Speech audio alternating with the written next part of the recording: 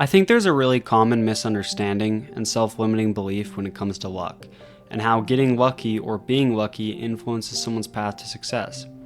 A lot of people have this mindset like most successful people in life just got lucky, or they can't be successful due to their own misfortune or lack of opportunity, or the statistical probability of something succeeding is an inherent indicator that you shouldn't even try. You see, while I do believe that luck is real to some extent, there are people who get rich on crypto meme coins, or gambling, or winning the lottery. I think that luck is something we have in some way the capability to control. Like, although you can't create luck in the moment, and you might find at times that the universe seems to work against you, or you can't seem to catch a break, I think that the nature of this reality is when given enough opportunity in a focused enough way, luck will eventually come about naturally. So in a way, being consistent at something and giving yourself more opportunities to get lucky is what will create those fortunate occurrences in your life in the first place.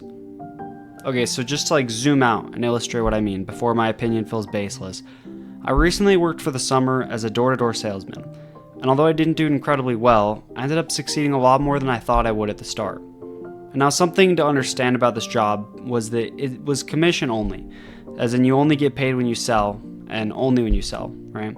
I started my first week of training out in California. I was thrown into a random neighborhood with little to no training and spent the entire week just struggling along, walking all day, knocking doors in the hot sun, not making any money. The whole time I was unsupervised, and so my only motivation to work was the will and drive inside me, and some hope I had in my managers that there would be some reward for all of my struggles at some point in the future. You see, like every other recruit, I was kind of sold on the dream of sales. I was told how much money I could make, how well I could do at it. And because the job market is so difficult right now, and it's so hard to find steady work, a sales position like that was promising.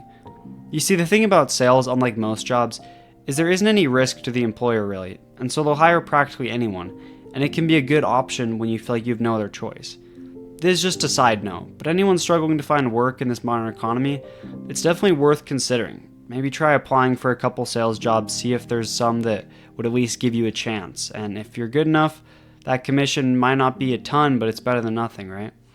Anyway, I was sold on the dream, and in this whole group of recruits at these meetings, they would hype us up and send us out, and I would just watch as so many recruits would fail and quit, and how few of us were really making any money at all. I had faith that some people were successful at sales, that the good salesmen were making money, but I had lack of faith in myself and in being a recruit in the first place. Out on the doors, as they call it, I spent a lot of time just in my own head, battling myself. I spent a lot of time just sitting on curbs and not really working. Door-to-door sales is really hard, and it isn't something I'd recommend to most people. Even if you're doing everything right and being respectful and following the rules, you're treated like crap. You feel like a bad guy, and you're constantly told how awful of a human being you are just for doing what you have to survive. All of that just exacerbated the conflict of faith I was feeling in myself, and not knowing or believing if I would ever become good enough to make money or succeed at this thing I was doing. Long story short, I finished that first week off in California, 6 full days, 60 hours, because we only took Sundays off, having made like $200. The next week, I made $400. The week after that, I made $400. The week after that, I made $3,000. Now, that's not to say I was killing it. This was one of the best weeks of the entire summer for me. This was kind of an outlier, right after we had left California and gone to a different state for the rest of the summer.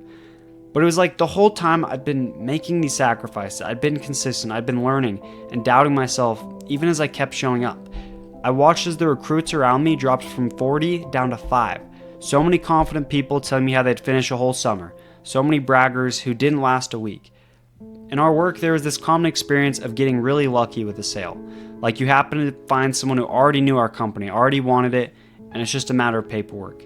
You get a call on a random Wednesday afternoon, and it's the cousin of a customer you'd already signed up, and the opportunity seems to just fall from the sky right into your lap.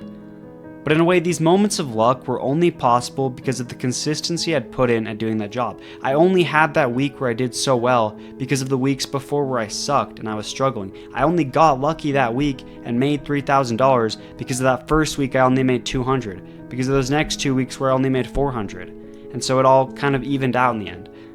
You miss 100% of the shots you don't take. No, it sounds dumb, but it's actually true. So maybe you feel unlucky, like you can't catch a break. But even when the odds are stacked against you, even when you're this close to a checkmate, There's always a right move on the board. There's always a best path forward. There's always some way to make the best of the situation and stick to the grind and maximize the chance of fortune eventually being on your side. Sorry about that. This year, in a way, I've experienced more luck than ever. I mean, just last week, I was shouted out by this TikTok video, and one of my videos is performing significantly better now because of it. But also, I only got that opportunity because I'd put in the work on this channel for over a year, hundreds of unpaid hours, like dozens of videos where I didn't get a lot of views, I never felt lucky, and I continued forward regardless. When it comes to success, I think that momentum is the most important thing. Momentum can take you incredibly far when you genuinely do your best all the time and let the continuity of progress behind you help you continue to push ahead. Now, a lot of people in my recent video have expressed some criticism towards me. Some of them are trolls, some of them with genuinely good intent, and I want to examine where they're coming from. The thing is with this whole channel, I'm not pretending to be something I'm not. Yeah, I'm not an expert, I'm only 19. Yes, I'm young, and I haven't had a lot of the experience my viewers have. In some ways, I'm spoiled, or blessed, whatever you want to call it, by the circumstance of my life being as good as they are. I live in the United States. I speak English. I have a lot of opportunities some people don't, and I recognize that. And I know that there are people in third world countries or people in different situations and in different parts of my country who don't have the same opportunities I do. But I also believe that because there is so much in this life which is outside of our control, because this life is so full of darkness and misery and success seems so impossible, that we have to take full responsibility for the less than ideal circumstance of our lives and do whatever we possibly can to make things better. My sales manager once told me to read a book by a Navy SEAL entitled Extreme Ownership, where the concept is that however terrible the circumstance of your life, we need to take full ownership and responsibility for fighting our way out. Maybe it isn't possible. Maybe you can't achieve your dreams. Maybe you can't even pay your bills. But doing something is always going to be better than doing nothing. When you do nothing, you give yourself no opportunity to ever get lucky or ever find success.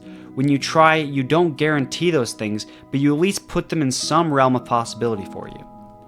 I see online today, among a certain demographic, these victim mentality towards the world. People complaining about the circumstance of their lives, upset with the advice I give and how I'm trying to help them. They brush me off by saying I'm just a kid and I'll learn someday, or life is meaningless and I just haven't suffered enough, or it's somehow disrespectful to their suffering to tell them there's always something they can do to improve things.